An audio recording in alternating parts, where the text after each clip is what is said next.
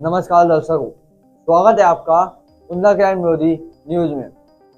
मैं हूं अंश कुमार वर्मा और आज हम आपको धामपुर की उस दर्दनाक कहानी से रूबरू कराने जा रहे हैं जो सिर्फ एक परिवार की नहीं बल्कि पूरे स्वास्थ्य तंत्र की पोल खोल रही है। दर्शकों, ये घटना है पूजा नाम की एक 25 वर्षीय गर्भवती महिला की, जिसकी मौत ने कई सवाल खड़े कर दिए हैं।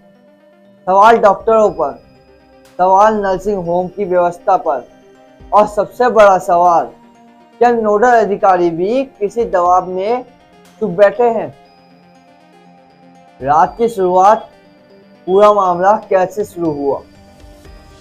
दर्शकों, बात शुरू होती है शनिवार की रात 12 से 1 बजे के बीच, जब शिवाला क्षेत्र के गांव भोगपुर की रहने वाली पूजा को प्रसव पीड़ा होने पर धामपुर के सोहागपुर स्थित लोकप्रिय नर्सिंग होम में भर्ती कराया जाता है।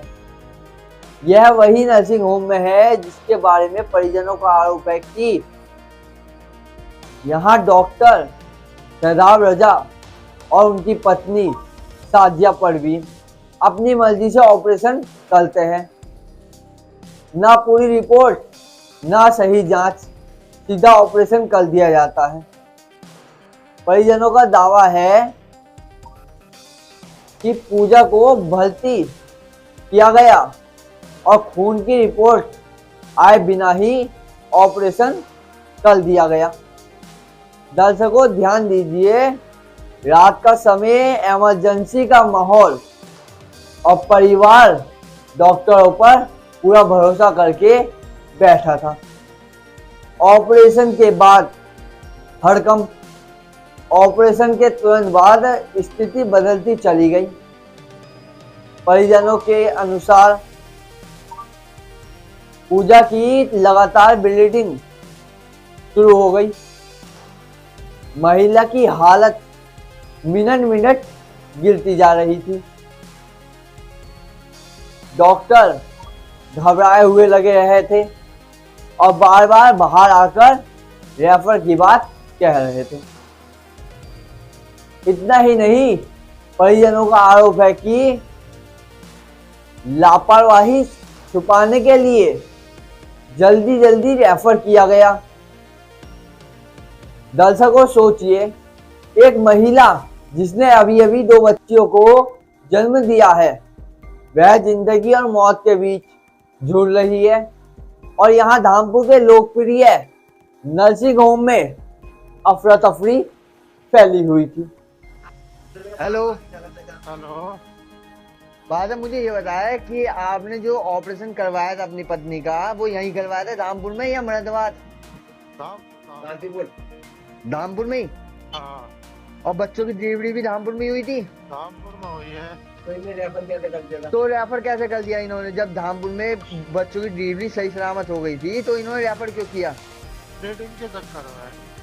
ब्लीडिंग के चक्कर में रेफर किया था। और उन्होंने ब्लड चढ़ाया। अच्छा, आपके साथ में कौन कौन गया था? मेरे भाई था सिर्फ वहाँ पे भैया। आपका भाई था? भाई था और अम्मा की दादी था। अच्छा, हॉस्पिटल से कोई स्टाफ गया था आपके साथ? हाँ, उनका एक स्टाफ भेजा था उन्होंने कोई। अच्छा, स्टाफ भेजा था। अच्छा, आपने एडमिट कब कराया था अपनी पत्नी को?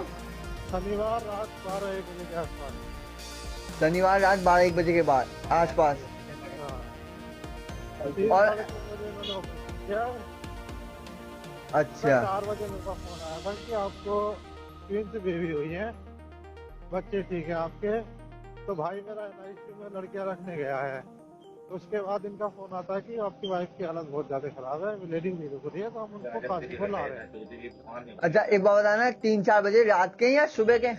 सुबह 4 बजे की बात है, सुबह ही। अच्छा, सुबह ही 4 बजे की बात है। हाँ। अच्छा, एक बात और बताए, जो एडमिट कराया था आपके भाई ने एडमिट कराया था आपकी पत्नी को या आपने खुद? भाई ने करवाया था। भाई ने करवाया था। स्टाफ में जो गया था उसका नाम जानते हो आप? नहीं, अभी कुछ नहीं पता क्योंकि मेरी उनसे कोई मुलाकात बाद में हुई नहीं ना भैया। मैं इसी में परेशान चल रहा हूँ। चलिए, आपने वो काशीपुर में जब ले गए थे, आप कौन सा हॉस्पिटल में ले गए थे काशीपुर में? KVR। KVR में। अच्छा, और काशीपुर उन्होंने सुबह 6 बजे से 1 बजे तक वहाँ रखा, उसके बाद उन्होंने बना कर दिया। और फिर कॉस्मोस रेफर कर दिया गया वहां से काशीपुर से आपको। वहाँ जब कॉस्मोस गए थे आप, तो धामपुर का स्टाफ गया था आपके साथ या काशीपुर का स्टाफ गया था कोई? ये तो वहाँ छोड़ के आ गए थे धामपुर वाले तो। काशीपुर छोड़ के आ गए थे, हाँ। फिर आप अकेले गए थे वहां से? वहाँ से काशीपुर के हॉस्पिटल का मेरा एक स्टाफ गया था, मैंने अच्छा। एम्बुलेंस बुक की थी जिसमें सारी अच्छा।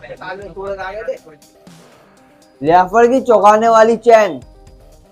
परिवार बताता है कि जिसकी हालत बिगड़ती उसे पहले ले जाया गया काशीपुर के KVR अस्पताल, जो डॉक्टरों के द्वारा रेफर हुई थी, जहां सुबह 6 बजे से दोपहर 1 बजे तक उसे रखा गया। लेकिन हालात इतने गंभीर थे कि वहां से भी सीधे रेफर कर दिया गया मुरादाबाद के कॉस्मोस अस्पताल।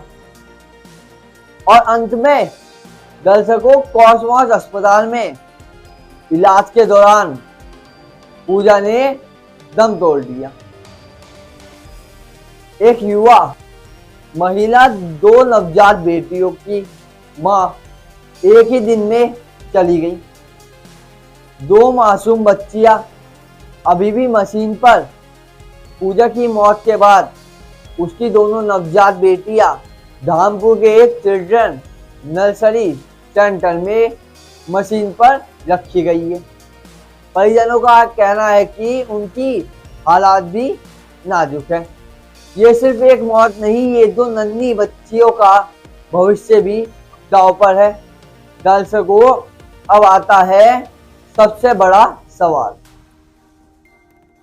परिजनों ने न सिर्फ लापरवाही का आरोप नहीं लगाया, उन्होंने यह भी कहा कि लोकप्रिय नर्सिंग होम बिना पूरी सुविधा और योग्यता के चल रहा है। डॉक्टर शहदाब रजा और उनकी पत्नी साजिया परवीन की डिग्री की जांच नहीं होती। नोडल अधिकारी कार्रवाई नहीं कर रहे, आखिर क्यों?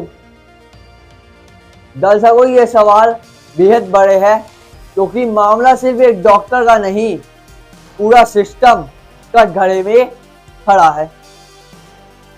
स्थानीय लोगों की आवाज। स्थानीय लोग खुलकर कह रहे हैं कि यह नर्सिंग होम लंबे समय से शिकायतों के बावजूद चल रहा है। भीतर क्या हो रहा है कोई नहीं देखता।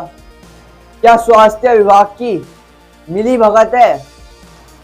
ये आरोप बड़े अपुष्ट हो, लेकिन इतने गंभीर है कि इन्हें अनसुना नहीं किया जा सकता।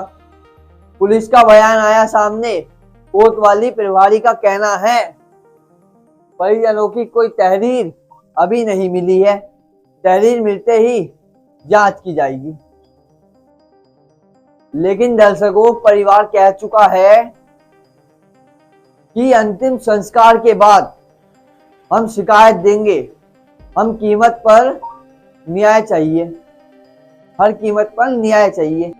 दर्शकों, पूजा चली गई, 2 बच्चे अस्पताल में मशीन पर है, एक परिवार बर्बाद हो गया और इलाके में सैकड़ों सवाल गूंज रहे हैं। क्या धामपुर का लोकप्रिय नर्सिंग होम जांच के घेरे में आएगा? क्या डॉक्टर शहदाब रजा और उनकी पत्नी साजिया परवीन पर कार्रवाई होगी? क्या नोडल अधिकारी अब भी चुप रहेंगे या फिर इस बार मजबूर होकर जांच शुरू करनी पड़ेगी? ये सवाल हम उठाते रहेंगे, क्योंकि उन्ना क्राइम विरोधी न्यूज सच को दबने नहीं देगा। मैं हूं अंश कुमार वर्मा। मिलते हैं अगली बड़ी खबर में। तब तक के लिए नमस्कार।